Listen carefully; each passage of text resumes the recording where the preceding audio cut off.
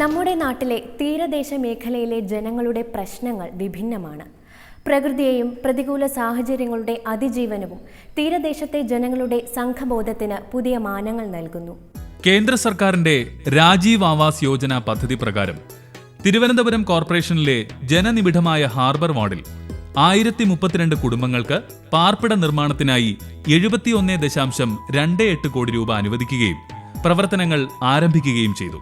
തീരദേശത്തിലത്തെ 1082 വീടുകൾ രാജീവ് ആവാസ് യോജനയിൽ 72 കോടിക്ക് ചെലവാക്കി കെട്ടാൻ ഉള്ള ഒരു പദ്ധതി നമ്മൾ ഇറക്കാൻ സാധിച്ചു.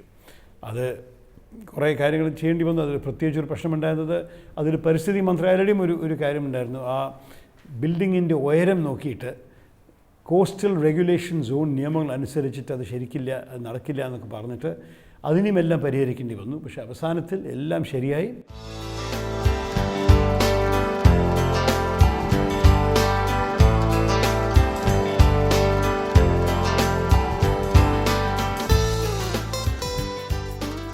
മാർക്കറ്റ് നവീകരണം ലക്ഷ്യമാക്കി എംപിയുടെ പ്രാദേശിക വികസന ഫണ്ടിൽ നിന്നും കൊല്ലങ്കോട്, കാഞ്ഞിരംകുളം തുടങ്ങിയ സ്ഥലങ്ങളിൽ മത്സ്യ അനുബന്ധ വ്യാപാരത്തിന് ഷെഡുകൾ നിർമ്മിച്ചു നൽകിയിട്ടുണ്ട്. ഇത് മഴയും വെയിലും കൊണ്ട് കഷ്ടപ്പെടുന്ന ചെറുകിട കച്ചവടക്കാർക്ക് അനുഗ്രഹമാണ്.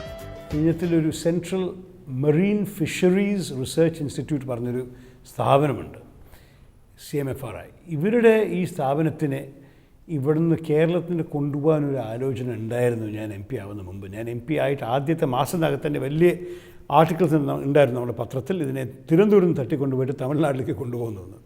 അപ്പോൾ ഞാൻ അതിനെ മന്ത്രിമാരെ വിളിച്ച് തടുത്തിട്ട് കുറച്ചും കൂടി പൈസ അനുവദിച്ചിട്ട് പുതിയൊരു കെട്ടിടം തരണം, പുതിയ റിസർച്ച് ഫെസിലിറ്റീസ് തരണം, നമുക്ക് ഈ CMFRIനെ പുതിയൊരു രത്നം നമ്മളുടെ തിരുവനന്തപുരത്ത് ആക്കണമെന്ന് പറഞ്ഞപ്പോൾ ഇത് കുറച്ച് നേരമെടുത്തു. പക്ഷേ ചില കോടികൾ നമുക്ക് കിട്ടാൻ സാധിച്ചു. 7-8 കോടിയാണ് അവസാനം നമ്മൾ അനുവദിക്കാൻ സാധിച്ചത്. വിഴിഞ്ഞത്ത് കേന്ദ്ര മത്സ്യ ഗവേഷണ കേന്ദ്രം നിലനിർത്തുകയും ഒരു മറൈൻ അക്വേറിയം സ്ഥാപിക്കുന്നതിനുമായി 8 കോടിയുടെ പദ്ധതി നിർവഹണം പൂർത്തീകരിച്ച് പ്രവർത്തന സജ്ജമാക്കി.